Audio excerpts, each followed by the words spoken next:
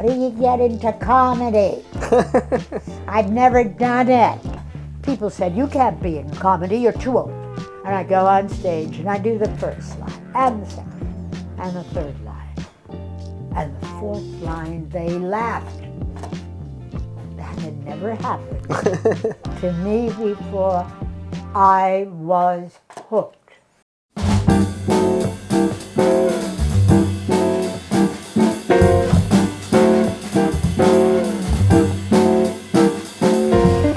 Frankie, I am really excited today. I'm always excited, Dan. It's Dan or Diane? Diane. Diane. It's all made up. She's completely made up. She's not here.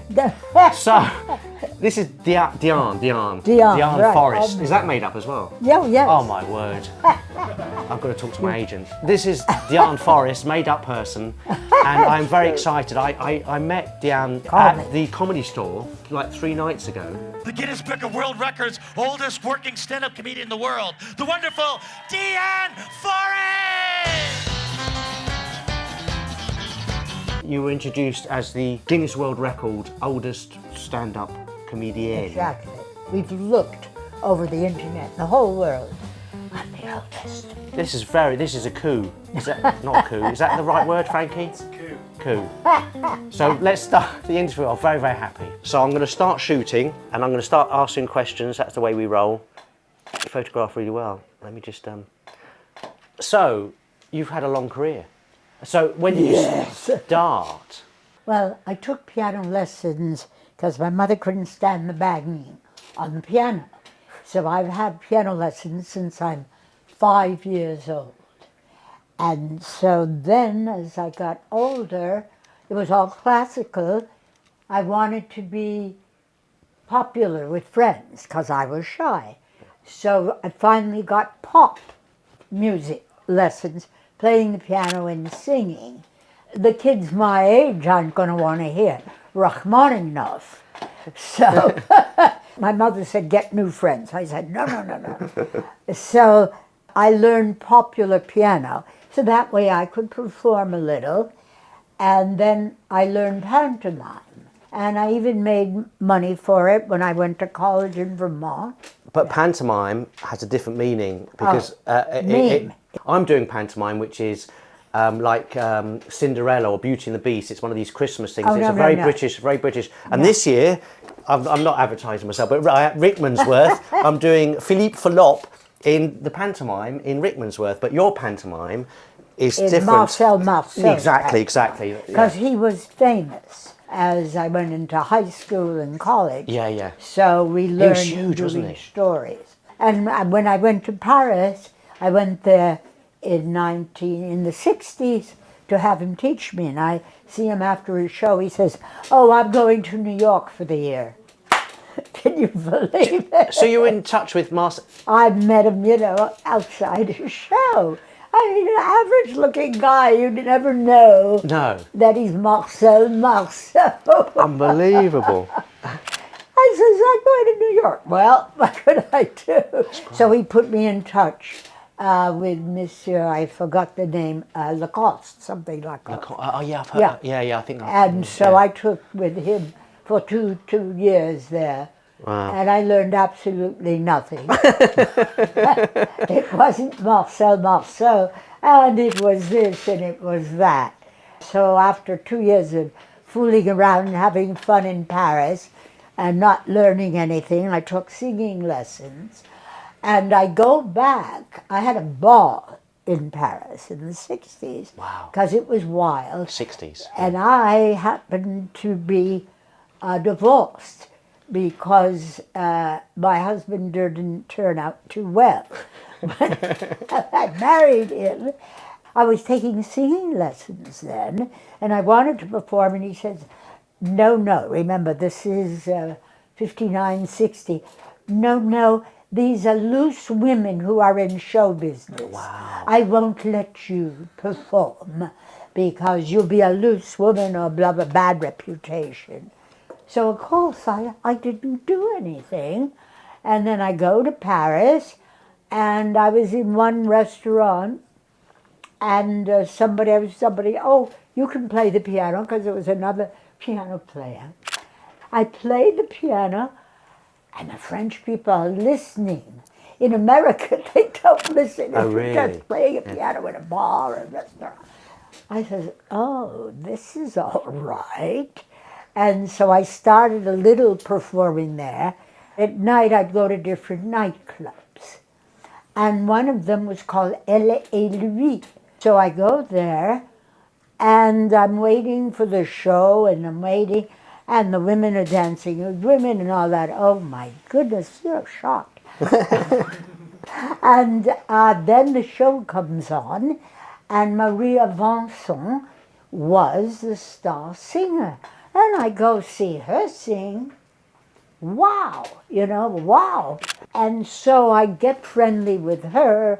She takes me around after the show. So finally he said, oh yeah, you can do a spot in my show.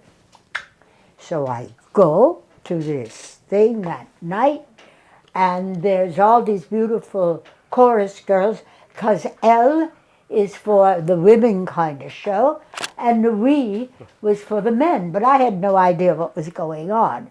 And they were beautiful chorus girls, and then one of them got in front of me and started adjusting her panties. Boy, she was hung. They all were. I saw transvestism 60 years ago for the first time when nobody knew, but of course Paris knew. Can you believe it? Oh, this is my entry into whatever show business. I said, I'm going to be here.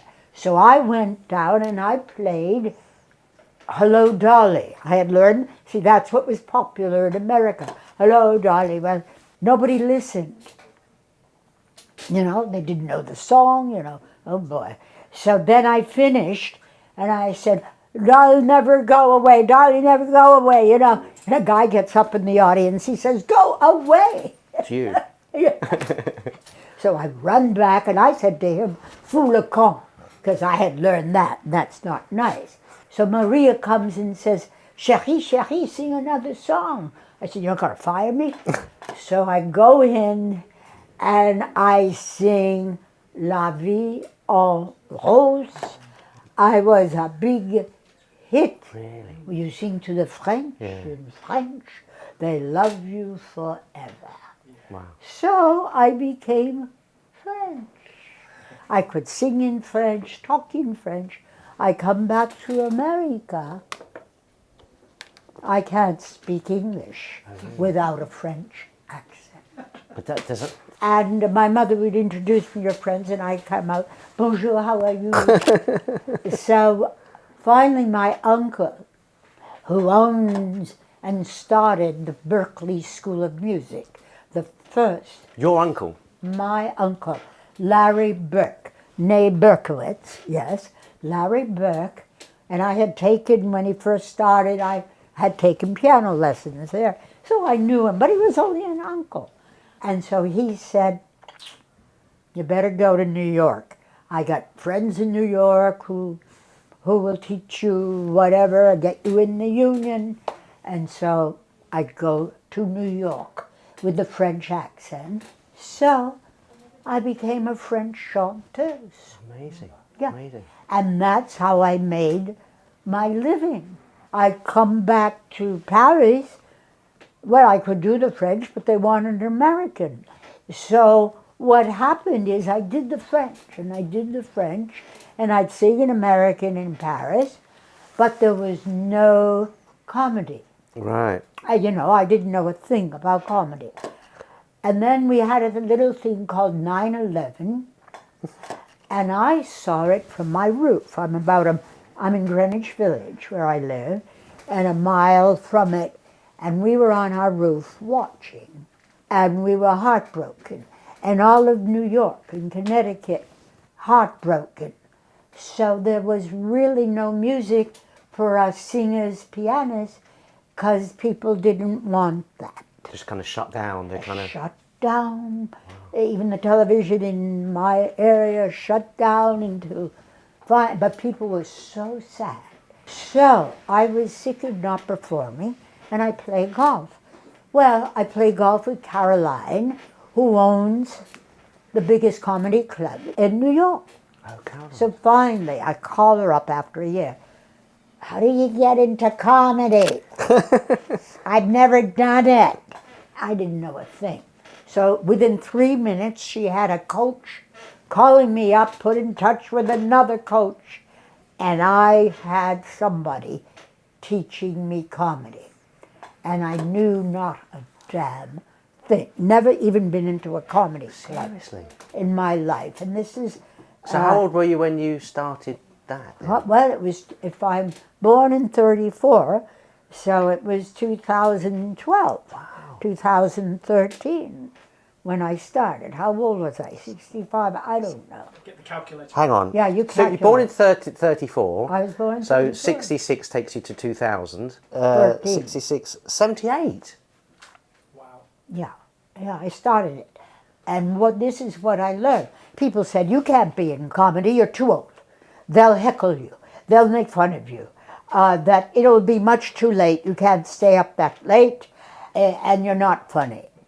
What else am I going to do? I can't play piano and sing at this point. Nobody wants it, or be in cabaret. So I go to this comedy club in a couple of 3 weeks. Good Friday night, 16 people there. I'm not going to do this, and I go on stage and I do the first line, and the second, and the third line. And the fourth line, they laughed. That had never happened to me before. I was hooked. I was hooked. Because number one, when you're playing piano in bars or even singing or the band or doing a show, blah, blah, blah, people are talking. But in comedy, they're listening, whether they like it or not. And I felt so happy. People were listening to me, and then I did my little song, which I think was, thank heaven for senior sex. Run, children, come over, but don't stay, la la, And that's, what I've done now for the last, how many years? This is brilliant. Deanne Forrest.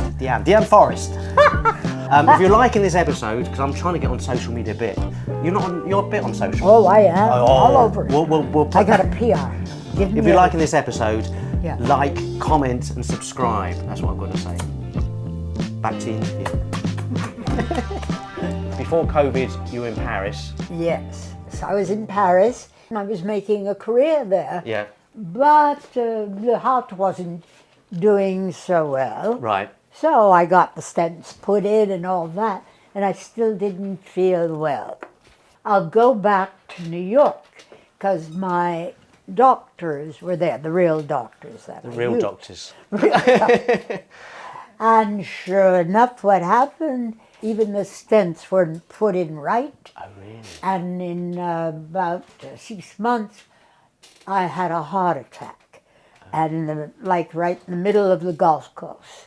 So the next day I saw the heart doctor, put in the hospital immediately, and then the guy who put in 10 years ago stents, he was still around. Oh. So this time he's doing that to look at what's going on.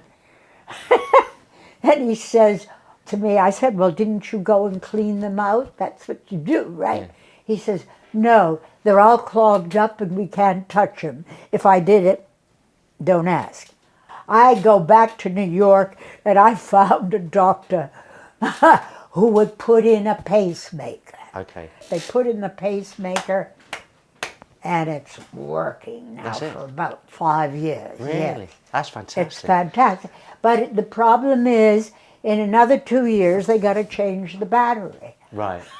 But If I'm still around. Now I'm fine. I just had cancer for a few times. I had once breast, and then a couple of years ago I had the lung cancer. So they took out one of the lobes of the lung. Wow. And that wasn't any fun either. The breathing, I have to always get into physical therapy and work yeah. and get it better again. Then I walk the golf course because I'm not amazing. going to give up. I walk it, 9 holes, And then we say, okay, it's time for lunch. That's extraordinary. But you're pretty fit going on the stage on the Comedy Store, People don't believe it. They don't believe I'm 91. You know, people don't believe it. They don't believe that I don't dye my hair. This is my real color at 91. People don't believe a thing I say. You're quite, how shall I put this, on stage, quite sexual. As in, you talk about your experiences, which makes it very interesting for the audience, don't you think? It embarrasses me. Does I'm it? conservative from Boston. Seriously. And so then I go to New York and I start this comedy, and I tried out. I'm a school teacher. Teaching didn't work. I tried golf. That didn't work. I tried Friends. That didn't work. But any time slipped in an innuendo about You just slipped it in sex. there. Slipped in. Anytime it slipped in. Yeah. When it slipped in about sex, that seemed to work. How I've done it over the years is that I have writers, because I might be funny now after 50, 20 years. I can sort of be more funny because I've been in comedy, but I was always shy, etc. And where I learned more comedy, I lived in Paris. And there, every word is double entendre, triple entendre. Every word means many different things. So that's how they make you laugh. I came back to America and I realized I was starting to do the same thing. Okay. So I found finally one writer who has worked for Bette Midler for many years. Oh, wow. He had time, and he heard me and put me more on sexy, sexy, sexy. And the reason that sex seems to work is a lot of these women do vulgar sex, I've heard, and I run away. I don't want to hear it. I don't want to hear it. But if I come out with something and it's not vulgar, it's risque. It's risque. It's not vulgar. It's risque. not vulgar. It's not vulgar. Yeah. But even that, I can't believe that I'm saying it. Yeah. And I'm sure it shows a little. I can't believe that I said that. I really can. But they laugh. Oh, all right. So then I'm all right. My thing is sexy and people like it, right? But I'm a very serious person. What has happened in the last couple of years, I go to the golf club, and everybody has seen me on YouTube. You know, of course, it's wild. So the guys at the golf club at 8 a.m. said, "Hey, Dion, tell us a dirty joke." I said, "That's my persona, guys. I'm not like that. I'm playing golf." They don't come to the show, they just see it on YouTube. So I have a terrible reputation at the golf club. What can you do, you know? So I've always wanted to do something serious. So I work with Stephen Clark, who's a writer in Britain and in France. Stephen Clark, and I met him a couple of years ago in Paris. So he started me with the one-woman shows in French. So I come over Christmas to see him because great to be in Paris. What are we going to do this year? July 31st is my birthday. And I said, well, you know, I've noticed because of the Palestine war and everything that's going on, you don't see menorahs in the windows. This year I didn't say any. I mean, it's like we're all hiding. And he said the same thing in Paris, except in the Marais. He said, let's do a show on anti-Semitism. I said, what? Yeah, we can do it. We can make it funny and we can make it sad. And this man did it. Europeans or young people in America don't believe all the anti-Semitism that we went through from since I was born 34 and the Second World War and all that. People don't know much. No, I mean, I remember seeing something on the percentage of kids who don't know that the Holocaust existed, yeah. We're not Netanyahu. If you're Jewish, we hate him just as much, but they don't understand.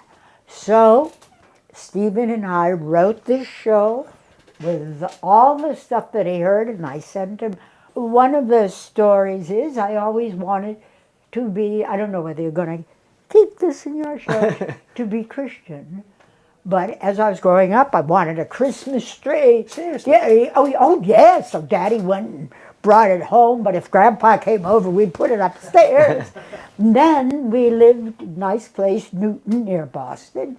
And I was in my teens. And I said, oh, Ma, that's where, at this club, I saw a tennis club. Oh, I want to play there and learn tennis there. And my mother said, oh, no. It's restricted. Yes. So, And I says, what are you talking about? She says, they don't let Jews in. I heard this at 13 years old, 1948.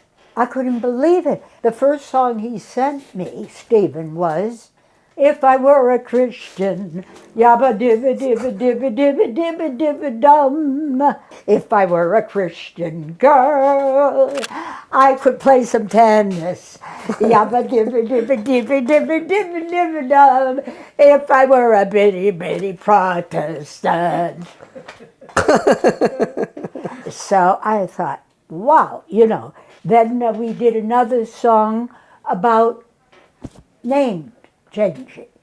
And in America, all the stars who grew up in my era changed their names. Yeah. You couldn't be Jewish. Bob Dylan's real name is Bobby Zimmerman.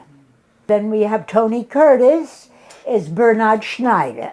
wow. And Mel Brooks, Melvin Levitz. I mean, can you believe this? Yeah. And so I'm Dion Forrest. And I've changed it when I first started. It was in the 60s. And so when I got a nose job, you can't be... That suddenly came out of the blue? You had a nose job, You couldn't look Jewish. Oh, no. Yes, and I had this guy in New York, he says, I could get you jobs. I got Shari Lewis to change her nose and her name. And look at how famous she was famous in my era. So I got the nose job. Pork chop. Shall Excellent. Yeah. Excellent.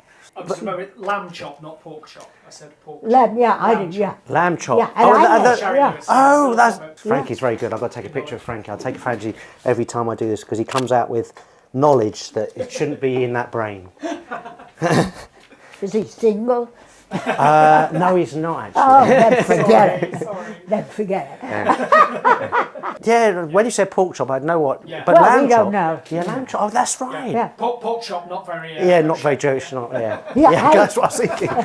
I had a valve put in a year ago. The valve wasn't working. And I read what it was, a bovine valve. Yes. And I swear, what's bovine? Oh, it's a cow. I'm sure they put in a pork valve, but they don't tell the Jews. That's a good line. I like that. I bet you 10 to 1. They're trying to convert you through the heart. Yeah, whoever heard it? But it works, so that's... Yeah. This is what we put in the show, the name changing and the nose and all that. And so I did this show, and I was petrified. 150 people there, all expecting... Was that the first time? Yeah, you'd done the show? expecting me to be a little raunchy, etc. And it went over great. I finally got my wish. I was able to show. I told the story of my life because people cried and people laughed, which is great because I'm telling my true life of how anti-Semitism was very strong when I was little.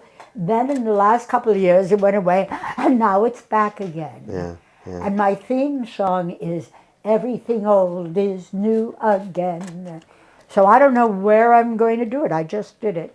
I go to Southampton where I play golf. I'm trying out the 2 songs, and I look at the people who come in.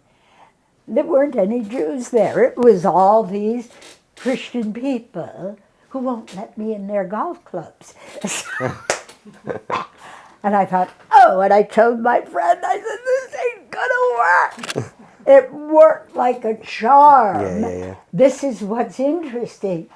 Everybody likes it and everybody's interested because they can't believe that this is the history. I've just thought you could tour golf clubs. You could actually, because there's loads of golf clubs in this country. They do lots of shows. They do lots of events. Oh, really? Yeah. I'd do it in a minute. Let's agent up. We could. Yeah. I'd do it in a minute. Yeah. As long as they would let me play a little golf. They'd let you now. Yeah. Only on a Sunday. That's fantastic. Would you say that was maybe one of your best gigs then? You did. It was a dream come true. So gig. Yes, it was. My friends, of course, that I play golf with, they're in their 80s, but I drag them in with their husbands who, of course, don't want to come. Remember, they've seen it every year. They know me playing golf, screaming at them. And they've all said, this is the best thing. You went to another level. Yeah. This is what they said. Yeah. And I've been wanting to do it, but I didn't know how. Stephen Clark knew how to do it. And I'm lucky I met him like 7, 8 years ago at a comedy club in Paris. I got sucker punched in New York a year ago, by a stranger on the street. And when my PR people found out about it, oh, that's PR. All of a sudden, I'm over all the newspapers. Comedian clocked in the street or whatever. All of a sudden, the golf club knows me as something. Did you get a punch back? You didn't get a punch back. It was literally. Why did you find out? Well, what happened was I was at 8:45 in the morning. I was going to the gym to swim. And I was knocked down on the ground. I thought it was a lamppost. I sort of look up. Nobody was picking me up. In movies, they pick you up immediately. And it was a woman in front, 31 years old, looked at me, scowled, and ran away. So I guess she was waiting to see if I had a pocketbook or purse to steal from. But I didn't. I was going to the gym. So this, of course, was terrible. And I've had to pay a lot of money to try to repair the eye, so let's play. Fox News. The restaurants have video cameras in front of them, and they got the camera footage, the detective, put it in the police station. Fox News got a hold of it in 2 days. They put her face of running away on the news. The police found out where she lived in Brooklyn, finally got her outside a week later, and she's been in jail for a year. They got her, wow. They got her, and so they don't know whether it's mental or stealing, and they want to release her if she'll talk to a psychiatrist every week. So I'm petrified because there's nothing I really can do about it. And if she's out, I have a measure of protection, whatever you call that, Yeah, she's got to be in a mile radius. She can't. Yeah, she can't be near me. But I got this PTSD, whatever you call it, because anybody comes loud near me or not savory, I get scared. So I'm trying to get over it. Wow. I've got become a bit of a watch nerd. Mm-hmm. So I've been sent this watch by Leon from Boulder, Boldr. I just love this watch. Yeah. This is the Venture Singularity, I think it's called. What do you think of that, Frankie? It looks pretty cool. It's quite cool, and it glows. It's just got lume on it, but it's very light. It's a really lovely watch. It's automatic, so do that, and it keeps going. What a fantastic watch! I'll put the specs down below. But you're wearing my Movado got invented years ago. Yeah. Movado, and so it was the famous watch. Wow. Of the era. Right. So I got one. However, it falls down. I think it's 20, 30 years old. That's so petite. So I had it redone, and I'm sure there aren't many people around who still have the Movado. Is it quartz or is it mechanical? Do you have to change the battery? Once a year, I go to a very expensive jewelry store, and they put in a new battery. I only trust them. Maybe the person who punched you was trying to go for your watch. Is that? They're quite similar in the black faces. Oh, sure, that's what's funny. Yeah, I like that. Yeah, very nice. You deliberately did that. Yeah, definitely. Yeah, I've just got this watch fetish now. I don't know what it is. That sounds a bit weird. That. Let's not put that on. Let me just see. Strap on that. Yeah, strap on. Frankie just came up with a joke that I've got a bit of a watch fetish. It's got a strap on. There's something there, isn't The there? strap on, yeah. This And is it's good. automatic. We're trying to it has automatic. I like that. yeah. We'll work something out, Yeah, Frankie. yeah, definitely. I'll come up with a joke by the time this episode comes out. I'll come out with a one-liner for you. Brilliant, lovely. Definitely. I'm going to give you this mirror. Yeah. If you hold it to one side, but if you look in the mirror, what do you see? I see me, Yeah. and I wish I was younger. Is that what you're seeing? Yes, Do you look in the mirror often? I have to with the makeup. Yeah. And I got a facelift 20 years ago, and since my age is what's selling me, I'm not getting another facelift yet. I don't like the wrinkles, so you smile, they're a little less. And of course, all us New Yorkers get a little Botox to have these injections either once a year or every 6 months. And so it smooths out the wrinkles. That's why we're holding off anything else. Yeah. If you go to the country club, Yeah. and nobody looks like they did last summer. They've all had a facelift. Yeah. So they come back to the country club. You don't even recognize them. But I Right. don't like being old. I hate it. Seriously? I hate it because I'm young. People look at me and they think I'm an old lady, and I can't get dates because they think I'm old. The young fellows love to talk with me, to go out to dinner. But that's it, because they think I'm an old lady. I'm as young as their girlfriends. Come on. Yeah. And I'm keeping walking the golf course. Yeah. I want to keep in shape, and it's hard. But people say, take the cart. I said, no, I don't want to get old. That's good. If you could tour with somebody, comedian-wise, Yes. anybody, who would you tour with? Well, it would have been Joan Rivers, but Oh, really? Yeah. she's gone. Yeah. I used to work in the same club. I was downstairs, she was up there, and then I'd watch her perform, and she said, I know you, you're the filthy ukulele player. I said, no, Joan, I'm not filthy, I'm risque, you know. And so I would talk to her after her shows, and she was just a lovely, lovely person. Yes. And boom, I saw her perform a month before she died. Yeah, She yeah. was full of vim and vigor, and exactly my age.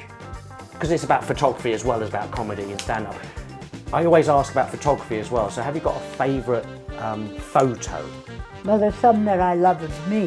Yeah, that's fine. Because they're always taking photos of me, because I look great. Great. I started out performing in the Catskills, long gown and black dress. Yeah. And everybody says, oh, you were so beautiful. You know, I got old. A selfie with Deanne Forrest. But you're young. What happened to your ring?